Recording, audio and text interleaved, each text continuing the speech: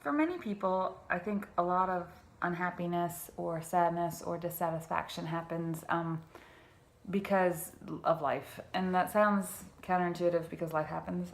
But the upsetness happens because life isn't working out how it's supposed to happen, right? So like we could do everything that we're supposed to do and work still sucks.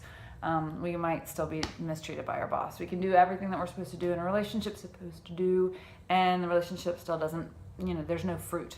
That doesn't bear any fruit. We can do all of the things that we're supposed to do. We could eat right and still get cancer. We could jog every day and still be fat. Like, you know what I mean? Like there's a ton of things that we could do that we don't want to have, or that we want a different outcome and it doesn't work out.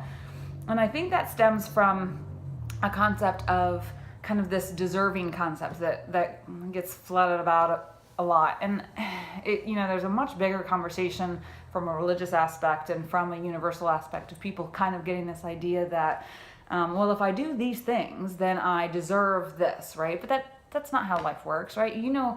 I hope that you've experienced, and if not, then you should really get out, somebody in your life that didn't get what they deserved, right? Like bad or good. There are people that are abused or that are living in poverty. There are people that lost their spouses or lost their parents or just have horribly tragic stories. They don't deserve that. You know what I mean? And so this idea that you get what you deserve is a nice, lovely idea, but that's not how life works. But weirdly enough, we all know that, and yet we still act really shocked when things don't work out the way that they should work out because we deserve. Well, I've really tried. I have given it all to my marriage. I've given it all to my boss. I've done everything that I can do, and it's still not working out the way it's supposed to work out. And I think how we get some of that, and that creates sadness, obviously, that kind of incongruency it makes us nuts. It makes us nuts because it's not how the world should work. But what do you do about that, right? So what you're left with is, okay, so the deserving thing, we know it doesn't work. You could be the best person in the whole wide world and still be lamented and still have a ton of crappy things happen to you. You could be one of the worst people in the whole wide world and things magically look up all the time. So it's the deserving thing, push that out the window. That's not going to work. So what are you left with? Well, we're left with everything is a choice. And not your viewpoint of everything is a choice, like I'm going to choose to view to be happy. Well, yeah, that's important, but what's more important is for you to understand that everything that you do is a choice, right? So yeah, you don't get treated well at work, and you do everything that you're supposed to do, and it's still not working out, but you can choose to leave. Now, people will say, no, but I can't because I can't afford my house, I can't afford blah, blah, blah, I'm stuck in this job. Well, true, but that's still your choice, right? Like, it's a shitty choice.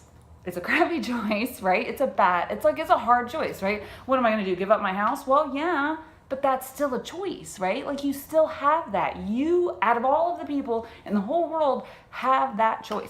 If you're in a relationship that you don't like and you're doing everything that you can and you've gone to therapy and you're just not getting what you need from the other person, at the end of the day, it's still your choice to remain in it or not. That's what it boils down to. The choices aren't always going to be great choices. Sometimes the choices is between crap and crappier, right? But you get to make the choice.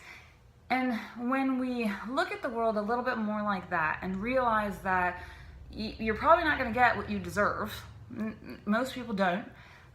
So the only thing that you do have control over in your world is the choices that you make on a day-to-day basis, even if the choices suck. And I have found that when my clients take that approach, it's a hard approach, right? Because the choices often suck. The two choices are sometimes always just crappy.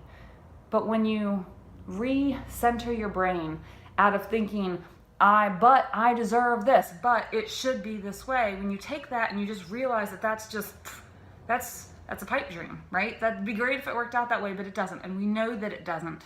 And we take it back and say, oh, well, okay, well then what am I dealing with? All right, well, I could either have my job or have my house. Well, I'm going to choose to have my job. And I got to tell myself that every hour or every day or every minute when my boss is down my butt, but it's still a choice.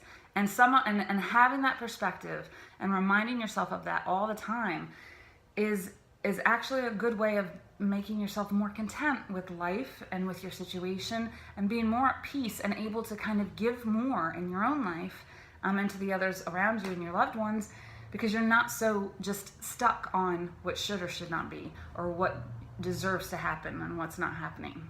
So take that and go have the choice of whether or not you want to implement it or not. Have a good day.